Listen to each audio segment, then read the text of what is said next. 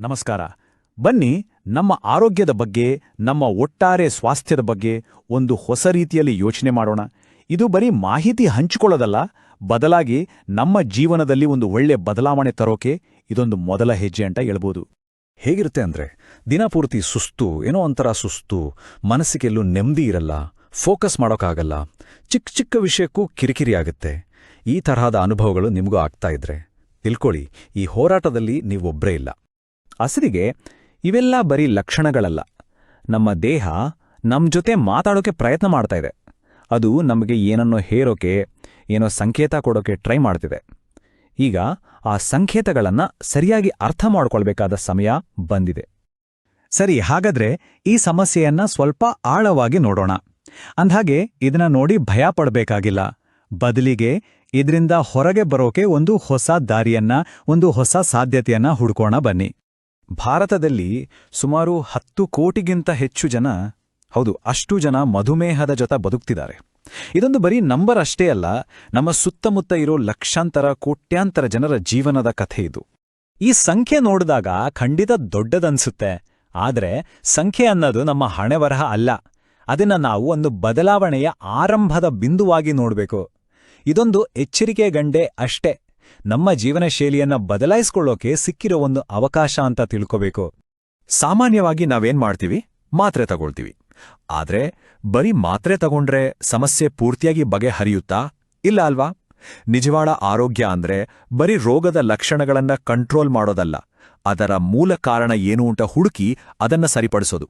ಇಲ್ಲಿಯೇ ನಮ್ಮ ಹೊಸ ದೃಷ್ಟಿಕೋನ ಬರೋದು. ನಾವಿದನ್ನ ಮೆದೇನ ಸಂಪರ್ಕ ಅಂತ ಕರಿತೀವಿ. ಅಂದ್ರೆ ಮೆದುಳು, ದೇಹ ಮತ್ತು ನಡವಳಿಕೆ, ಇವು ಮೂರೂ ಹೇಗೆ ಒಂದಕ್ಕೊಂದು ಬೆಸೆದುಕೊಂಡಿವೆ, ಒಂದರ ಮೇಲೊಂದು ಹೇಗೆ ಪ್ರಭಾವ ಬೀರ್ತವೆ ಅಂತ ಅರ್ಥ ಮಾಡ್ಕೊಳ್ಳೋದು ತುಂಬಾನೇ ಮುಖ್ಯ. ಒಂದು ಸಿಂಪಲ್ ಉದಾಹರಣೆ ಮೂಲಕ ಇದನ್ನ ಅರ್ಥ ಮಾಡ್ಕೊಳ್ಳೋಣ ಬನ್ನಿ. ಇನ್ಸುಲಿನ್ ಅನ್ನೋದು ಒಂದು ಕೀ ಥರ. ನಮ್ಮ ದೇಹದ ಜೀವಕೋಶಗಳು ಬೀಗ ಹಾಕಿರೋ ಬಾಗಿಲುಗಳಿದ್ದ ಹಾಗೆ. ಮಧುಮೇಹ ಇದ್ದಾಗ ಏನಾಗುತ್ತೆ ಅಂದ್ರೆ, ಒಂದು ಆ ಕೀ ಸರಿ ಇರಲ್ಲ, ಇಲ್ಲಾಂದ್ರೆ ಬೀಗ ಜಾಮ್ ಆಗಿರುತ್ತೆ. ಹಾಗಾಗಿ ಬಾಗ್ಲು ತೆರೆಯೋದೇ ಇಲ್ಲ. ನೋಡಿ, ನಮ್ಮ ಆರೋಗ್ಯದ 3 ಮುಖ್ಯ ಆಧಾರ ಸ್ತಂಭಗಳು ಇವೆ. ಮೊದಲನೇದು ಮೆದುಳು. ನಮ್ಮ ಯೋಚನೆಗಳು, ನಮ್ಮ ಒತ್ತಡ ಎಲ್ಲ ಇಲ್ಲಿಂದನೇ ಶುರುವಾಗೋದು. ಎರಡನೇದು ದೇಹ, ನಾವು ತಿಂದ ಆಹಾರವನ್ನ ಶಕ್ತಿಯಾಗಿ ಬದಲಾಯಿಸೋ ಜಾಗ. ಇನ್ನು ಮೂರನೇದು ನಡವಳಿಕೆ, ಅಂದ್ರೆ ನಮ್ಮ ದಿನನಿತ್ಯದ ಅಭ್ಯಾಸಗಳು. ಇವು ನಮ್ಮ ಮೆದುಳು ಮತ್ತು ದೇಹ ಎರಡರ ಮೇಲೂ ನೇರವಾದ ಪ್ರಭಾವ ಬೀರುತ್ತವೆ. ನೋಡಿ, 3 ಎಷ್ಟು ಚೆನ್ನಾಗಿ ಒಂದಕ್ಕೊಂದು ಕನೆಕ್ಟ್ ಆಗಿವೆ ಅಲ್ಲ. ಒಂದು ಮುಖ್ಯವಾದ ವಿಷಯ ಏನಂದ್ರೆ, ನಾವು ಜಾಸ್ತಿ ಸ್ಟ್ರೆಸ್ ಅಂದ್ರೆ ಒತ್ತಡ ಮಾಡಿಕೊಂಡಾಗ ನಮ್ಮ ದೇಹದಲ್ಲಿ ಕಾರ್ಟಿಸಾಲ್ ಅನ್ನೋ ಹಾರ್ಮೋನ್ ರಿಲೀಸ್ ಆಗುತ್ತೆ. ಇದು ನೇರವಾಗಿ ನಮ್ಮ ಬ್ಲಡ್ ಶುಗರ್ ಲೆವೆಲ್ ಅನ್ನ ಜಾಸ್ತಿ ಮಾಡುತ್ತೆ. ಇದರಿಂದ ಸುಸ್ತು, ಸಿಹಿ ತಿನ್ಬೇಕು ಅನ್ನೋ ಆಸೆ, ಇದೆಲ್ಲ ಒಂದು ಚಕ್ರದ ಥರ ಶುರುವಾಗುತ್ತೆ. ಅಂದ್ರೆ ನೋಡಿ, ಒತ್ತಡ ಅನ್ನೋದು ಬರೀ ಮನಸ್ಸಿಗೆ ಸೀಮಿತ ಅಲ್ಲ, ಅದು ನಮ್ಮ ದೇಹದ ಮೇಲೂ ನೇರ ಪರಿಣಾಮ ಬೀರುತ್ತೆ. ಸರಿ, ಇಲ್ಲಿಯವರೆಗೆ ನಾವು ಸಮಸ್ಯೆ ಬಗ್ಗೆ ಮಾತಾಡಿದ್ವಿ. ಈಗ ಅದರ ಪರಿಹಾರದ ಕಡೆಗೆ ಗಮನ ಕೊಡೋಣ. ಒಂದು ಸಂಪೂರ್ಣ ಆರೋಗ್ಯಕರ ಜೀವನ ನಡೆಸೋಕೆ ಒಂದು ದಾರಿ ಇದೆ. ಆ ದಾರಿ ಯಾವುದು ಅಂತ ನೋಡೋಣ.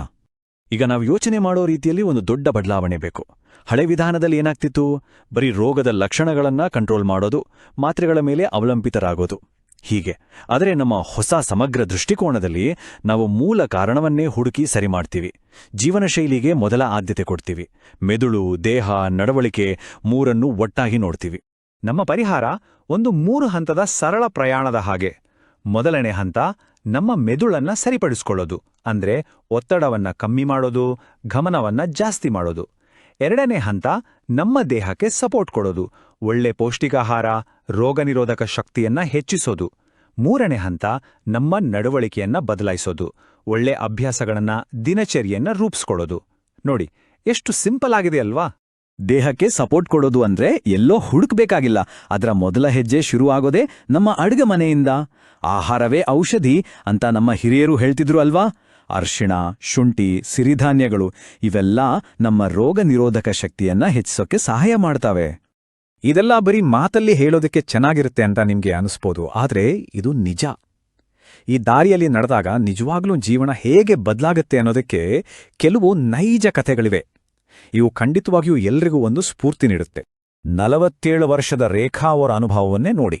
ಅವ್ರು ಹೇಳ್ತಾರೆ, ಮೊದಲು ನಾನು ಅಂದ್ಕೊಂಡಿದ್ದೆ ಡಯಾಬಿಟೀಸ್ ಅಂದ್ರೆ ಬರೀ ಮಾತ್ರೆ ತಗೊಳ್ಳೋದಷ್ಟೇ ಅಂತ.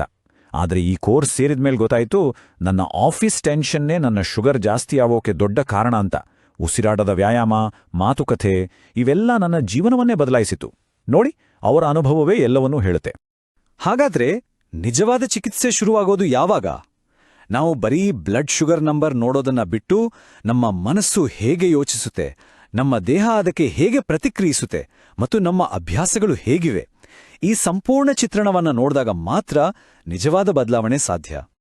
ಹಾಗಾದ್ರೆ ನಮ್ಮ ಆರೋಗ್ಯವನ್ನ ಸಹಜವಾಗಿ, ನೈಸರ್ಗಿಕವಾಗಿ ಮರಳಿ ಪಡೆಯೋಕೆ ಇದು ಸರಿಯಾದ ಸಮಯ ಅಲ್ವಾ?